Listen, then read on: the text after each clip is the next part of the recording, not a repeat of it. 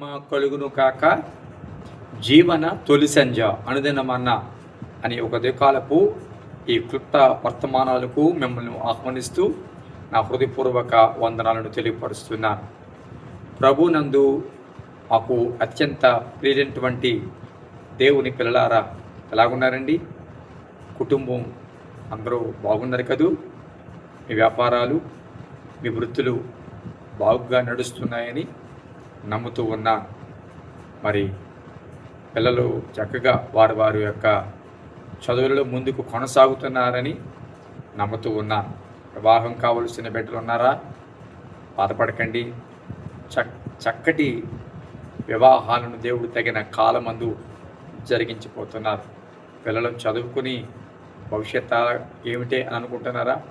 తప్పక భవిష్యత్తు ఇవ్వబోతూ ఉన్నాడు. నమ్ము, ప్రార్థన చేయి, తప్పకుండా కార్యాన్ని చేయబోతూ ఉన్నాడు. దేవుడు మనల్ని ప్రేమించి మరొక శ్రేష్టమైన దినాన్ని అనుగ్రహించినందుకు మనము ప్రభుకు కృతజ్ఞతలు తెలియపరచవలసిన వారమై ఉన్నాం. ప్రార్థన చేసుకుని వాక్యాన్ని చదువుకుని మీ దినచర్యను ప్రారంభించవలసిందిగా ప్రభు పేరట మీకు మనవి చేస్తూ ఉన్నాను. ఈ యొక్క వర్తమానాల ద్వారా మీరు ఆధ్యాత్మికంగా బలపరచబడుతున్నాము అని అనుకుంటే తప్పక సబ్స్క్రైబ్ చేయడం మర్చిపోవద్దు. లైక్ చేయండి. అలాగే ఈ యొక్క వర్తమానాలు మీకు ఏ రకంగా ప్రయోజనకరంగా ఉంటున్నాయి, ఏ రకమైన అనుభవాలను మీరు పొందుతున్నారనేది ఈ స్పందన కూడా తప్పకుండా తెలియపరచండి. అలాగే మీ ప్రార్థన అవసరాలు కూడా తెలియపరచడం మర్చిపోవద్దు. ఉదయకాలం ఒక మాటను మీ దృష్టికి నేను తీసుకురావడానికి నేను ఇష్టపడుతూ ఉన్నాను.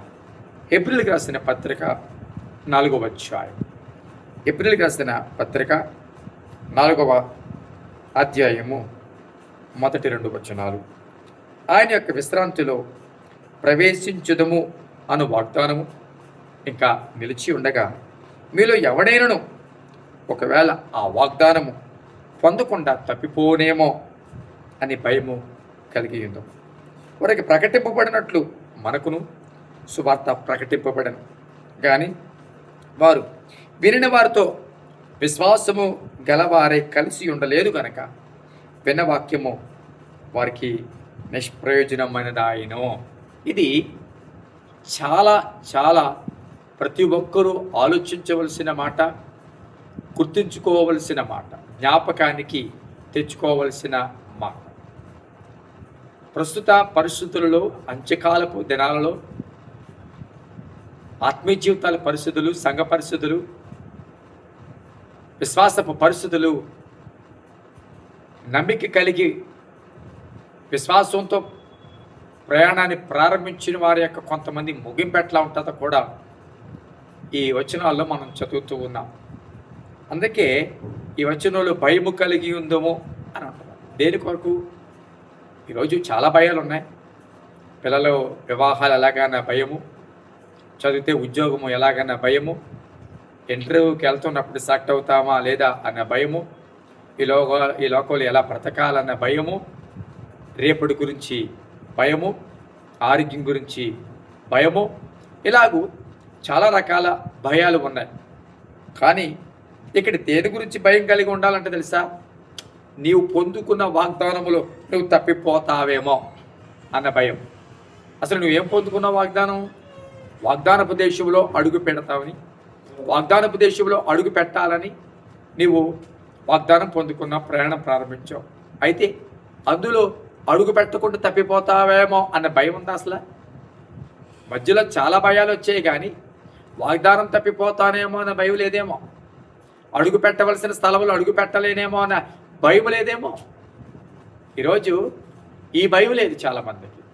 ఇతరత్ర భయాలు ఉన్నాయి తప్ప, అయ్యో చాలామంది వాగ్దానాలు తప్పిపోయారు, అడుగు పెట్టవలసిన స్థలంలో అడుగు పెట్టలేకపోయారు, వారిలాగా నేను కూడా ఒకవేళ దూరమైపోతానేమో, నేను కూడా ఒకవేళ పృష్ఠరాళ్ళు అయిపోతానేమో అన్న భయం ఈరోజు లేదు. ఆత్మీయ విషయంలో వారు వెళుతున్న మార్గ విషయంలో భయం లేదు. ఎందుకు అంటే గమనించండి, అంతకుముందు వారు కూడా సువార్త విన్నారు, ప్రకటింపబడిన. అయితే విన్న వాక్యము వారికి నిష్ప్రయోజనం అయిపోయిందంట. కారణం ఏంటి తెలుసా? వినిన వారితో విశ్వాసము గలవారై వారు కలిసి ఉండలేదు గనక. చూసారా? అంటే వాక్యం విన్నారు కానీ అది వారిలో ఫలించలేదు, అది వారిలో కార్యరూపం దాల్చలేదు, వారిలో ఏ రకమైన ఏమంటారు భయమును కానీ ఏ రకమైన పరిపక్వత కానీ వారిలో తీసుకురాలేదు.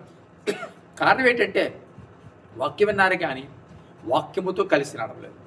ఆ వాక్యము విన్న విశ్వాసము గలవారై కలిసి ఉండలేదు. చూసారా? అంటే సహవాస దోషము, సహవాసం లేకపోవడము. వాక్యం వినడానికి ఇష్టపడ్డారు కానీ ఆ వాక్యంతో ప్రయాణం చేయడానికి ఇష్టపడలేదు.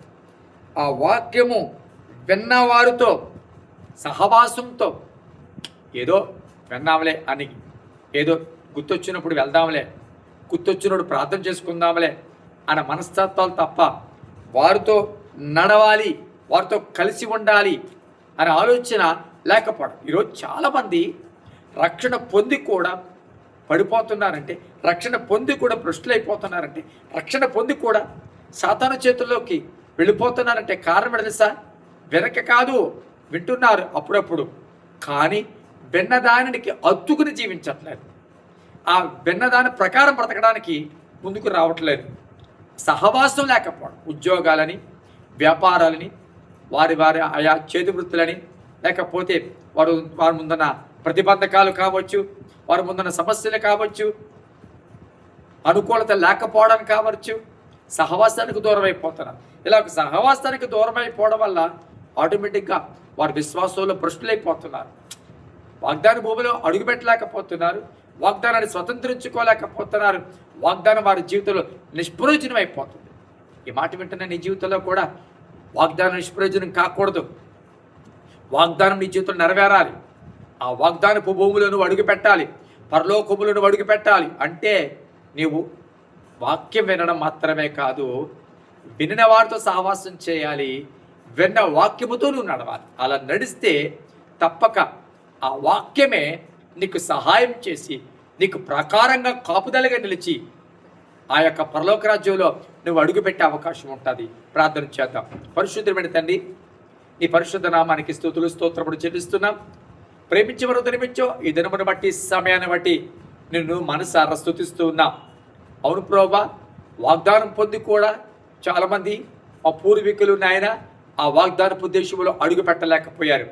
కారణం భయం లేకపోవడం.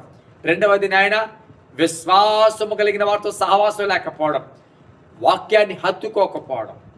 ఈ లోపాలే అనేక మందిని ప్రభువా వాగ్దాన భూమిలో అడుగు పెట్టకుండా, వాగ్దానం నిలిచి ఉన్నా, వాగ్దానం ఉన్నా, ఆశీర్వాదం ఉన్నా దాన్ని స్వతంత్రించుకోలేని పరిస్థితులు భ్రష్టులైపోయారయ్యా. మేము అలా ఉండకుండా భయం కలిగి నడవడానికి సహాయం చేయండి. విశ్వాసము కలిగిన వారితో సహవాసం చేసి వాక్యముతో నడవగలిగిన కృప దయచేయండి. వారి బలపరచండి, అనారోగ్యంగా స్వస్థపరచండి. గర్భిణీ స్త్రీలు జ్ఞాపకం చేసుకోండి. వివాహం కావాల్సిన వారు జ్ఞాపకం చేసుకోండి. ఇతర దేశంలో వారు జ్ఞాపకం చేసుకోండి.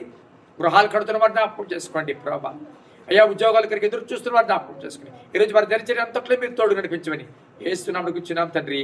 ఆమేన్. Thank you. God bless.